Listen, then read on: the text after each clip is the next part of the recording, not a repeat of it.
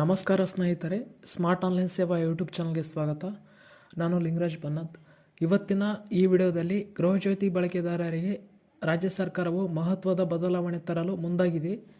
ಗೃಹಜ್ಯೋತಿ ಬಳಕೆದಾರರಿಗೆ ಯಾವ ಬದಲಾವಣೆ ತರಲು ರಾಜ್ಯ ಸರ್ಕಾರವು ಮುಂದಾಗಿದೆ ತಿಳಿಸಿಕೊಡಲಿದ್ದೇನೆ.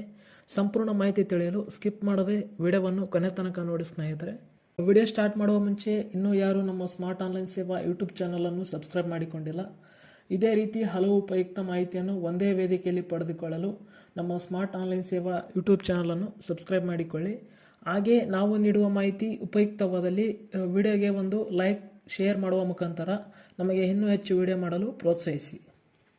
ರಾಜ್ಯ ಸರ್ಕಾರವು 200 ಯೂನಿಟ್ವರೆಗೆ ಉಚಿತ ವಿದ್ಯುತ್ ನೀಡುವ ಗೃಹಜ್ಯೋತಿಯ ಯೋಜನೆಯ ನಿಯಮಗಳಲ್ಲಿ ಮುಖ್ಯಮಂತ್ರಿ ಸಿದ್ದರಾಮಯ್ಯ ನೇತೃತ್ವದ ಸಚಿವ ಸಂಪುಟದಲ್ಲಿ ನಿನ್ನೆ ಗುರುವಾರ ಮಹತ್ವದ ಮಾರ್ಪಾಡು ಮಾಡಿದೆ. ಏನು ಬದಲಾವಣೆ ತಂದಿದೆ ನೋಡೋಣ ಬನ್ನಿ ಸ್ನೇಹಿತರೆ.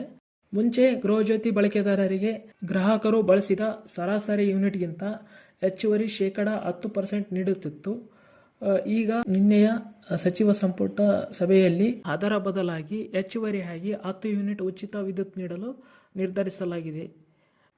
ಉದಾಹರಣೆಗೆ, ಗ್ರಾಹಕರು ಸರಾಸರಿ ಬಳಕೆ 90 ಯೂನಿಟ್ ಆಗಿದ್ದರೆ ಗ್ರಾಹಕನು 100 ಯೂನಿಟ್ಗಳ ಉಚಿತ ವಿದ್ಯುತ್ ಬಳಕೆಗೆ ಅರ್ಹರಾಗುತ್ತಾರೆ. ಅದರಂತೆಯೇ ಇನ್ನೊಂದು ಉದಾಹರಣೆ ನೀಡಲಿದ್ದೇನೆ. ಗ್ರಾಹಕರು ಸರಾಸರಿ ಬಳಕೆ 185 ಯೂನಿಟ್ ಆಗಿದ್ದರೆ ಗ್ರಾಹಕನು 195 ಯೂನಿಟ್ಗಳಿಗೆ ಉಚಿತ ವಿದ್ಯುತ್ ಪಡೆಯಲು ಅರ್ಹರಾಗುತ್ತಾರೆ. ಇದೇ ಗೃಹಜ್ಯೋತಿ ಬಳಕೆದಾರರಿಗೆ ತಂದಂತಹ ಹೊಸ ಬದಲಾವಣೆಯಾಗಿದೆ. ಇಷ್ಟು ಇವತ್ತಿನ ಗೃಹಜ್ಯೋತಿ ಬಳಕೆದಾರರಿಗೆ ರಾಜ್ಯ ಸರ್ಕಾರವು ತಂದಂತಹ ಹೊಸ ನಿಯಮ ಕುರಿತು ಮಾಹಿತಿಯಾಗಿತ್ತು.